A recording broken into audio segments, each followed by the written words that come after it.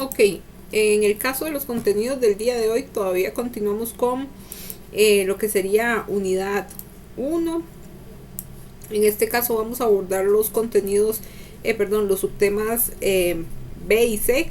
Vamos a todavía mantenernos un poco en esta temática sobre el control del espacio-tiempo y vamos a ir ligando todo lo que hemos visto con uno, podríamos decirlo, los principales intereses de estudio de la arqueología, que sería el cambio social. En el caso particular de Costa Rica, pues, bueno, particular de Costa Rica no, sino en el caso particular tal vez del continente americano, pues el cambio social precolombino. Ok, para la presentación del día de hoy todavía mantenemos materiales similares. Vamos a continuar. En el caso del día de hoy nos vamos a basar mucho en lo que sería, o principalmente en lo que sería el libro de Renfrew One. Sin embargo, todavía vamos a retomar algunas ideas de lo que estuvieron leyendo en el capítulo número 1 de Manzanilla y Barba, y también vamos a retomar algunos planteamientos generales que se pueden ubicar en los primeros capítulos del libro de Bruce Trigger. Ok, entonces, ya habíamos comentado a grandes rasgos sobre qué es la arqueología. Habíamos comentado que la arqueología, habíamos acordado que en el curso íbamos a definir arqueología en términos muy, muy amplios. Sin embargo, dependiendo de la época que estamos estudiando, la época del desarrollo de la arqueología que estemos estudiando o repasando, inclusive depende de la publicación que estemos leyendo, el concepto de arqueología puede cambiar poco o mucho. Y esto principalmente va a ser producto de los diferentes enfoques e intereses teóricos también. Y también de los distintos intereses, podríamos también decirlo, a nivel de las agendas de investigación de cada uno de los países, de las escuelas, digamos, de formación en arqueología. Pero como para no entrar en estos debates tan detallados, y de por sí como el curso es meramente introductorio, pues manejemos un concepto muy muy general. Como habíamos visto, uno de los principales, digamos, temáticas que fueron sentando las bases de la formalización de la arqueología, podemos decir, fueron dos, o podríamos entrar, podríamos identificar dos aspectos principales de lo que sentó las bases de la arqueología a finales, posterior más bien al siglo XVIII. Número uno sería la introducción de técnicas que permitirían medir el tiempo, y que esto a su vez no sentó las bases, sino que permitió también entender cómo cambiaban los grupos humanos a lo largo del tiempo. Entonces esto fue delimitando los intereses de estudio de la arqueología. Una arqueología clásica enfocada principalmente en entender cómo cambian las sociedades a lo largo del tiempo. Esa arqueología clásica y su interés por entender cómo cambian las sociedades a lo largo del tiempo se enfocó mucho todavía en el rol de la antigüedad del objeto, de manera que mucho del cambio social o el cambio de los grupos humanos se medía a partir del cambio en los objetos. Y reflejo de esto es esta propuesta de Thomson respecto al sistema de las tres edades. Noten que aquí el cambio va a ser medido a nivel temporal, a partir de estrategias de estratigrafía, como habíamos comentado, y este registro del cambio de los materiales por su de los artefactos que estamos viendo por su tipo de material y por su ubicación estratigráfica, va a permitir también discutir a la larga sobre cambios en los grupos sociales. Ok, entonces noten que para entender el cambio social es indispensable a nivel clásico, ¿verdad? Mantengámonos en un enfoque clásico de los primeros y de los inicios de la arqueología. Entonces, para entender o poder registrar el cambio social era indispensable medir el tiempo. Y recuerden que mientras que estuvimos definiendo arqueología en las primeras en la primera sección de la unidad 1 habíamos comentado que la arqueología, si bien es el estudio de los seres humanos de sociedades antiguas,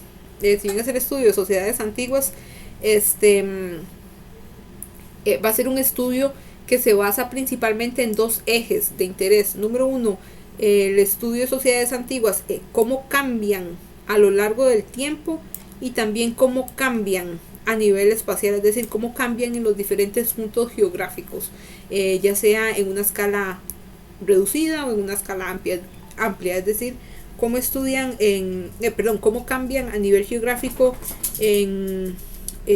por ejemplo, en una región, en una región a lo interno. Por ejemplo, pensemos en términos costarricenses para delimitarlo espacialmente hablando, cómo cambiaron las sociedades a lo interno del antiguo territorio costarricense, cómo cambiaron las sociedades a lo interno del antiguo territorio de lo que conocemos hoy como América Central, o cómo cambiaron las sociedades a nivel comparativo en una escala espacial mucho más amplia, como lo que sería lo que hoy conocemos como América.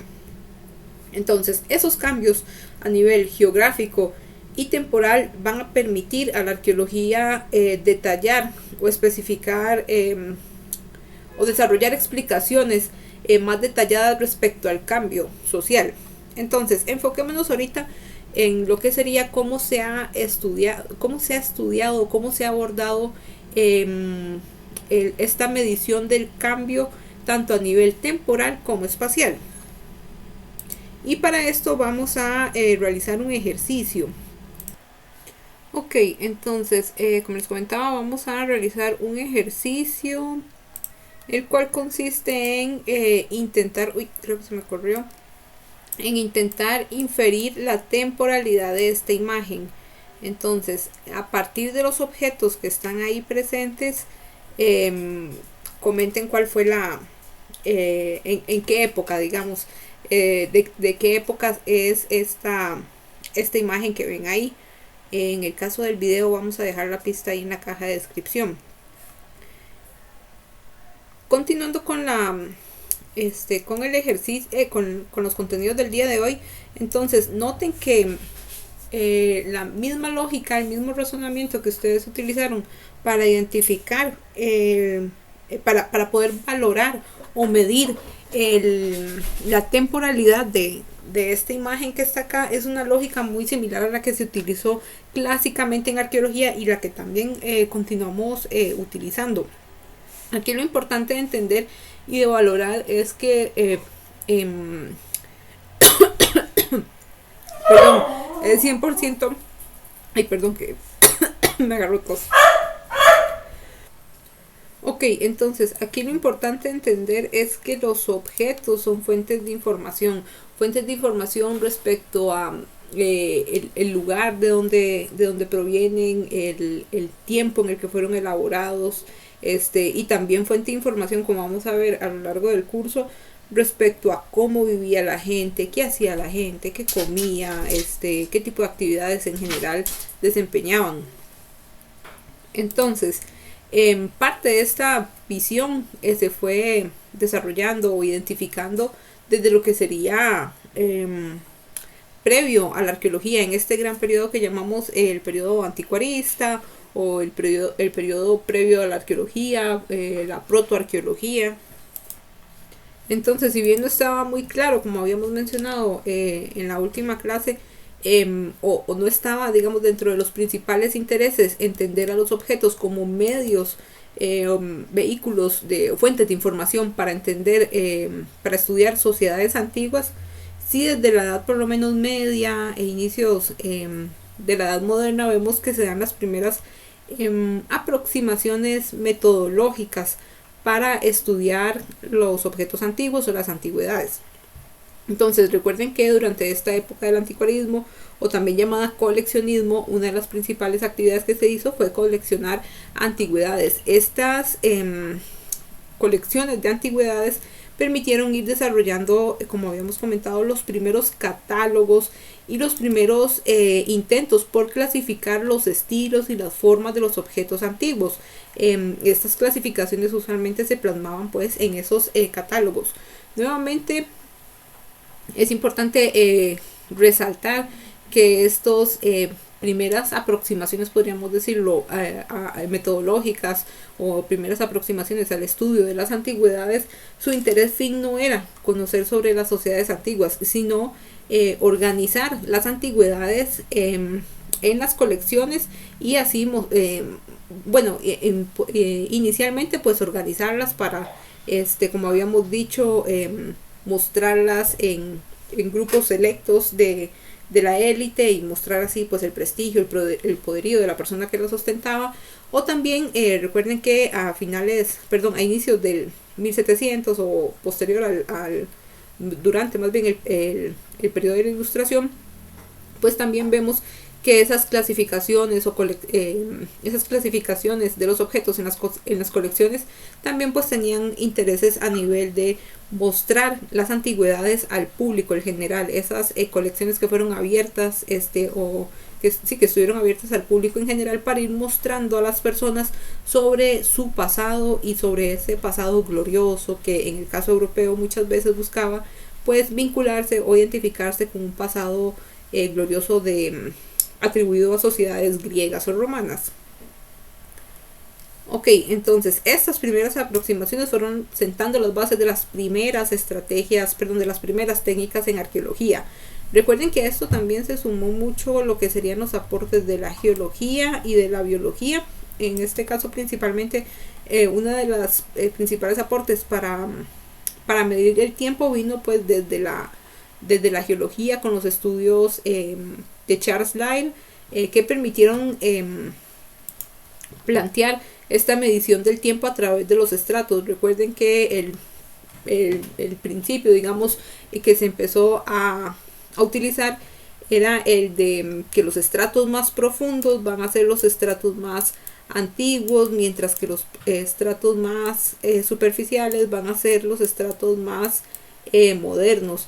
De manera que esta combinación entre la clasificación de los objetos según estilos y formas, según su ubicación en los estratos, permitió ir realizando las primeras tipologías, y también las primeras, más que todo permitió hacer las primeras seriaciones en realidad. Que las primeras seriaciones pues fueron producto de esta lógica de ubicar a nivel de estratos los objetos, y también clasificarlos a nivel de sus atributos, de sus estilos y sus formas. Y todo esto, como habíamos comentado, fue lo que prácticamente el trabajo que se le ha atribuido a Thomson para esta clasificación, esta primera gran cronología llamada el sistema de las tres edades. Recuerden que Thomson lo que hizo fue clasificar los objetos a nivel tipológico, es decir, según los atributos, que en este caso pues el principal atributo fue el material con el que fueron fabricados, piedra, bronce y hierro. Y estos objetos pues los clasificó no solo según sus materiales, sino también según su ubicación en contextos fueron en contextos excavados de tumbas, creo, si mal no recuerdo. Pero lo que hizo también fue intentar reconstruir esa la estratigrafía, digamos, de donde fueron recuperados esos objetos, y toda esta vinculación de datos entre análisis tipológico, que vamos a ver más adelante, y análisis estratigráfico, fue lo que permitió a Thomson desarrollar esa seriación conocida como el sistema de las tres edades. Ok, y esta fue, como habíamos comentado, la primera forma sistematizada a nivel, digamos, de lo que serían los inicios de la profesionalización de la arqueología, que permitió medir el tiempo. ¿Y qué es lo importante de todo esto? pues aquí nos vamos a mover un poquito.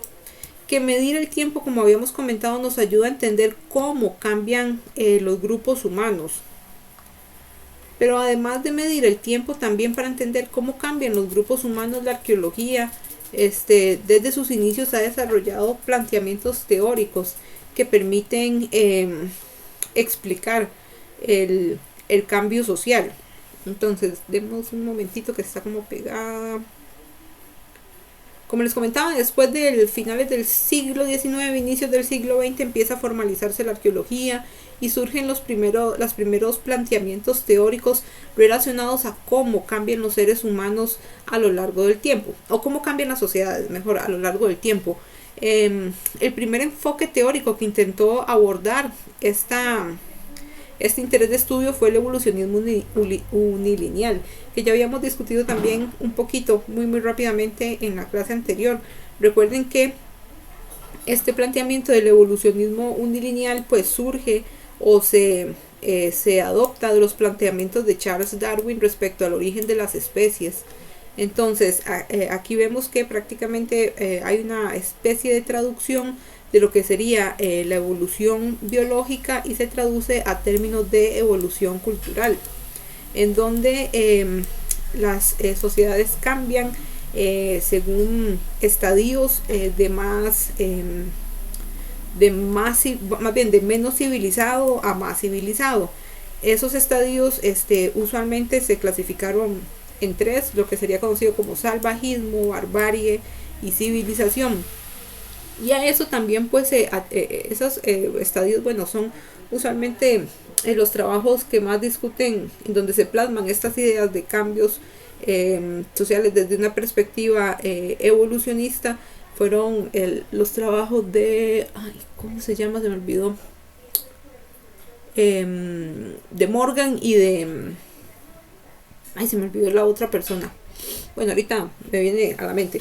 Pero bueno, el punto es que en estos trabajos de antropólogos sociales, principalmente, no necesariamente personas que se autodenominaban como arqueólogas, podríamos decirlo, sino principalmente de antropólogos, etnólogos, mucho del trabajo de estos personajes ya me acordé del otro, de Morgan, de Taylor, fueron sentando las bases para ir desarrollando estas explicaciones respecto a cómo cambia, respecto a la evolución cultural. Entonces vemos que los estadios más en una escala de desarrollo, podríamos decir, los estadios, los escalafones, es decir, los estadios más bajos corresponden a lo que sería el salvajismo, mientras que los estadios más elevados corresponden a lo que sería la civilización. Y aquí es donde se van uniendo todas estas ideas que veníamos discutiendo desde la clase anterior. Por eso es que les comentaba que no todo el pasado, no todas las naciones querían vincularse con cualquier pasado. Usualmente buscaban un pasado glorioso, un pasado esplendoroso que reflejara la grandeza de las naciones. Y para eso usualmente las naciones europeas, en este caso nos mantenemos en el contexto europeo, pues intentaban vincular sus desarrollos, sus identidades nacionales con desarrollos humanos clasificados en lo que sería conocido como como civilización, que usualmente pues fueron entrelazados también con lo que serían las sociedades romanas y las sociedades griegas. Por eso es que comentábamos también que no todas las antigüedades eran valoradas, digamos, dentro de este esquema de entender las antigüedades como formas de conocer sobre el pasado, porque no todas las antigüedades pues iban a referir a lo que podemos llamar entrecomillados civilizaciones o grupos sociales altamente desarrollados. Aquí también lo importante de ir entendiendo y que ustedes van a discutir con mucho más detalle en los cursos de teorías antropológicas es que esta fue una de las primeras propuestas que podríamos decir inauguró el inicio del pensamiento teórico en antropología en general y que también influyó pues en arqueología. Estas propuestas pues fueron bastante innovadoras para la época. Sin embargo, en la actualidad pues están completamente, son planteamientos teóricos obsoletos, en el sentido de que no hay sociedades, estas escalafones de estos estadios de desarrollo no son entendidos, actualmente no son entendidos, es que actualmente ni siquiera son aceptados. Entonces esta propuesta en general está completamente obsoleta y descartada, y más que todo también este descarte de esta propuesta refiere a que estos planteamientos teóricos respaldaron procesos de colonización y procesos de ¿cómo decirlo? De ahorita no tengo la palabra, procesos más que todo justificaron procesos de colonización en donde los sociedades más civilizadas, que usualmente eran las europeas porque eran las que estaban vinculadas con ese pasado griego y romano, pues iban a ayudar a otras sociedades menos civilizadas a pues alcanzar este estadio de la civilización. Entonces todo esto, digamos, estas justificaciones o planteamientos dieron pie a muchos procesos de colonización que, como conocemos, fueron procesos violentos, procesos que exterminaron poblaciones nativas en varias partes del mundo. Entonces, parte también no solo de que la propuesta no tiene fundamentación teórica, es también que es una propuesta pues que respalda eventos políticos violentos en la historia. Ok, y parte de estas críticas que se le hizo a este planteamiento, posterior más bien a las críticas que se le hicieron a este planteamiento, vemos también que surgen otras contrapropuestas teóricas. En el caso, digamos, del clásico de la antropología, el clásico de la arqueología, pues vamos a ver el surgimiento de lo que sería la historia cultural. Que igual, tal vez aquí lo importante, una vez más vamos a profundizar sobre la teoría como tal, pero lo importante de entender de este planteamiento teórico es que entendió el cambio social como producto de la difusión.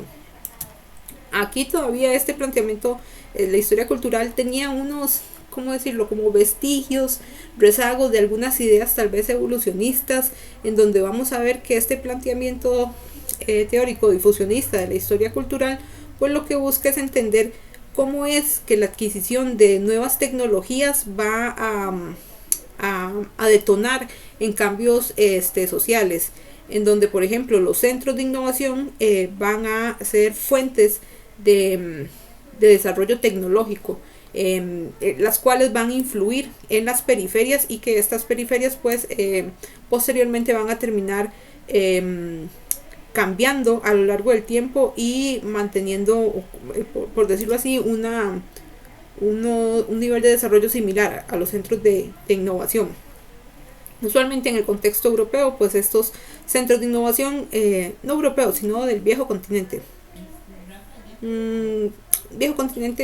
en Asia mejor, delimitémoslo mejor a Asia, porque viejo continente todavía son varios viejos continentes.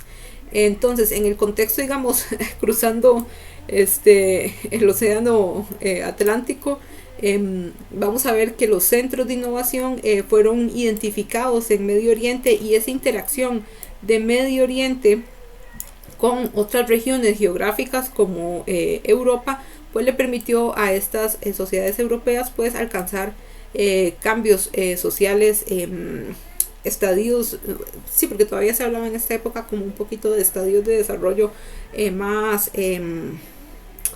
complejos, podríamos decirlo. También vemos que toda esta noción sobre entender cómo cambian las sociedades es una lógica que ha mantenido interés a lo largo del desarrollo del pensamiento teórico en arqueología. Entender cómo cambian las sociedades a lo largo del tiempo y también en diferentes espacios geográficos. Aquí esta perspectiva a nivel comparativo geográfico la vemos con mucho más detalle en lo que sería la historia cultural. Y esta lógica de entender cómo cambian las sociedades tanto a nivel espacial como temporal va a ser un interés que podríamos decir predomina en la mayoría de planteamientos teóricos posterior a la mitad del siglo XX, es decir, posterior a 1950. Vamos a ver entonces que el cambio también social se va a entender como producto de diversos variables o diversos factores. Por ejemplo, vamos a ver que hay un interés por estudiar aspectos a nivel demográfico, a nivel económico, es decir, a nivel económico y también a nivel tecnológico, es decir, va a haber un interés por entender los aumentos poblacionales, las técnicas que se utilizaban para extraer, explotar recursos. También vamos a ver los insumos que se recolectaban para que las sociedades, ¿cómo decirlo?, subsistieran. Entonces todas estas variables y muchas otras van a ser tomadas en consideración para entender cuáles de estos factores van a afectar el cambio social. Si por ejemplo los aumentos demográficos son los que afectan el cambio social, o la adquisición de nuevas tecnologías va a ser lo que afecta el cambio social. Y vamos a ver inclusive que esta lógica de estadios de desarrollo de una u otra manera se va a mantener. Sin embargo, van a cambiar los nombres de las categorías. Aquí tal vez lo importante de comentar, y eso no lo señalé con detalle porque una vez más es una clase súper introductoria, es que esta lógica de estadios evolutivos a nivel cultural tiene una lógica unilineal, por eso se llama evolucionismo unilineal, es decir, que no, para poder alcanzar la civilización, podríamos decirlo, se debe pasar por absolutamente todos los estadios de desarrollo. Es decir, se debe empezar siendo salvajes, luego bárbaros y luego van a llegar a la civilización. En el evolucionismo unilineal pues no había cabida para entender que una sociedad civilizada retrocediera, por ejemplo, a un estadio barbárico y luego volviera a un estadio de civilización. Esta lógica, digamos, de cambios a nivel unilineal va a ser descartada y más bien se va ¿cómo decirlo?, como a favorecer una aproximación de cambios en cambios sociales de carácter multilineal, es decir, que un grupo social podría, por ejemplo, ¿cómo decirlo?, empezar en cierta categoría de desarrollo y pasar a una categoría de desarrollo más compleja y luego devolverse a la misma en la que estaba, o luego volver a una categoría de desarrollo menos compleja, etcétera. Es decir, no hay una receta o no hay un camino exclusivo para llegar a categorías de desarrollo altamente complejas. Pero eso también son planteamientos que han sido altamente debatidos. El hecho de pensar en cambio social como una serie de categorías que los grupos sociales deben calzar. Pero igual, esas son discusiones para otras clases. Entonces, aquí lo importante de entender, y mucho, invitadas, invitados a que revisen ese trabajo, que no lo puse dentro de las referencias de la presentación, porque en realidad más que todo no retoma, digamos, tantas ideas a profundidad del artículo. Aquí lo importante de entender es que vemos que en el desarrollo teórico del pensamiento teórico en arqueología hay un cambio a dejar de entender si bien digamos con la profesionalización de la arqueología el objeto cobra un nuevo valor o un nuevo sentido respecto a que se convierte en un medio para entender sobre sociedades pasadas. Muchos de los primeros desarrollos teóricos en la arqueología se van a enfocar mucho en el objeto y van a dejar de lado a las personas detrás de esos objetos, es decir, las personas que fabricaron esos objetos, de manera que la arqueología en la actualidad es consciente, bueno, no siempre, pero intentamos ser conscientes respecto a que si bien estudiamos objetos, nuestro fin es entender a las personas que estaban detrás de esos objetos. Es decir, lo que queremos entender es el cambio social, no el cambio de la cultura material, como usualmente se conoce, es decir, no el cambio de los objetos, sino el cambio de las personas que fabricaron esos objetos. Ok. Y para entender pues toda cómo es que cambian las sociedades a lo largo del tiempo, pues la arqueología ha desarrollado una serie de estrategias. Como habíamos visto en la primera clase, usualmente la arqueología tiene un enfoque, o al menos la propuesta, que eso es lo que me gusta de ese libro que estamos retomando de Manzanilla y Barba, es que la propuesta en arqueología tiene como una aproximación desde lo más amplio, es decir, desde lo macro hasta lo micro, y esa lógica de cómo nos aproximamos o cómo nos aproximamos a estudiar nuestros temas de interés aplica tanto desde los objetos, digamos, hasta una escala espacial. Por ejemplo, cuando estudiamos objetos empezamos desde una perspectiva amplia, es decir, describiendo, como hemos visto, inclusive a nivel histórico, empezamos desde una perspectiva en donde primero se describe el objeto, se clasifica según su estilo, su forma, sus detalles, y luego procedemos a una etapa más específica, más particular, es decir, más a carácter microscópico, en donde inclusive vamos a estar interesados en describir aspectos que no son visibles con el ojo humano, sino que vamos a requerir de equipo microscópico para poder ver, por ejemplo, el detalle de las pastas de la cerámica, o inclusive equipo para registrar la composición, la composición química de las pastas. Entonces, usualmente en arqueología procedemos, como les menciono, de una perspectiva amplia a una perspectiva más amplia a una menos amplia. Y esa misma lógica, como les comentaba, también aplica en términos espaciales. Usualmente procedemos de un ámbito geográfico amplio, es decir, a nivel regional, y vamos delimitándolo a términos más específicos como a nivel local.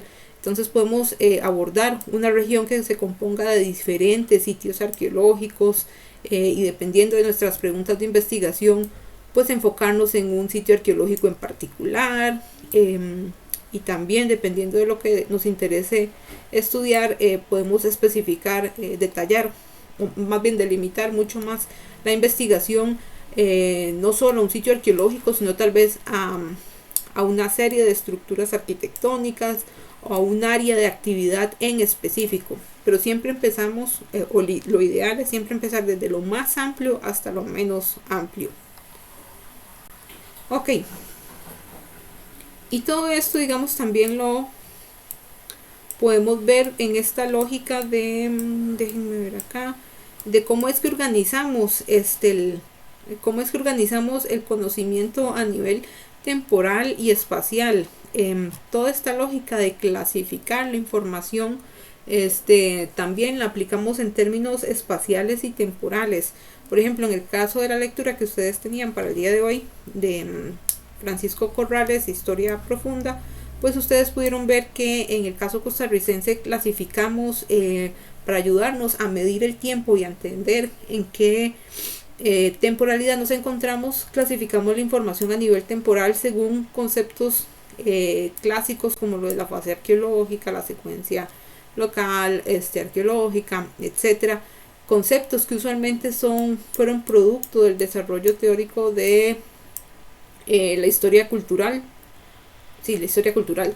Y también esta misma, gracias a los aportes teóricos de la historia cultural, también tenemos formas de clasificar espacialmente la información. Por ejemplo, podemos clasificarla déjenme aquí muevo, a nivel de localidades, regiones o áreas arqueológicas. En el caso costarricense voy a volverme a nivel temporal. El territorio costarricense pues se ha clasificado, este cuadro lo sintetiza mejor, déjenme me muevo acá, sintetiza mejor esta clasificación espacio-temporal, para el área de la región arqueológica de la Gran Nicoya se han detectado estas fases arqueológicas en donde vemos que, por ejemplo, hay una evidencia de ocupación humana, por ejemplo, desde el 10.000 antes de Cristo, y esa temporalidad usualmente en Costa Rica la conocemos como, es el sitio Bolívar. Esto no es una fase arqueológica, pero el sitio Bolívar es el que presenta la evidencia más temprana. Pero en el caso, por ejemplo, en el caso de la lectura de Corrales, ustedes pudieron leer que toda esta temporalidad del 10.000 al 2500, él la clasifica en dos grandes periodos, podríamos decir, lo que sería el periodo paleoindio y el periodo arcaico. Mientras que vemos también que a nivel de otras regiones también se han identificado eventos temporales similares, pero que usualmente se clasifican con otros bajo otros nombres, porque si bien tal vez hay coincidencias, podríamos decirlo, a nivel de la clasificación temporal, los materiales de cada una de esas regiones son distintos, y esas diferencias entre cada uno de los materiales es lo que nos permite poder identificar no solo tiempo, sino también espacio.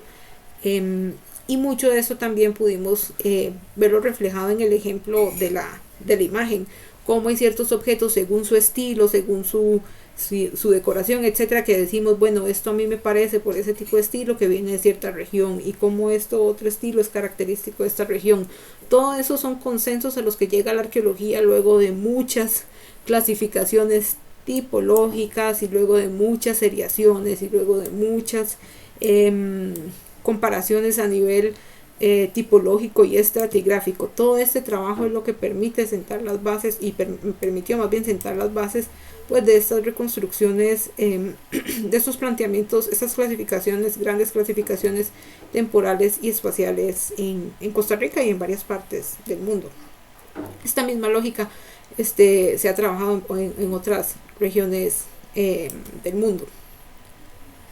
Ok, y entonces, como vimos, prácticamente que para poder ese gran interés de estudiar el cambio social en arqueología es un interés, es importante señalar que es un interés que se mantiene en la actualidad, y que para poder estudiarlo desde los inicios de la arqueología pues se han desarrollado técnicas que permitan medir el tiempo principalmente, y que permitan diferenciar los materiales según su zona geográfica. Con estos dos con estas dos dimensiones de los registros de los materiales arqueológicos es que inicialmente se puede estudiar lo que sería el cambio social. A eso se suman otras variables que la arqueología más moderna ha incluido, pero esas otras variables ya las vamos a discutir en otras lecciones.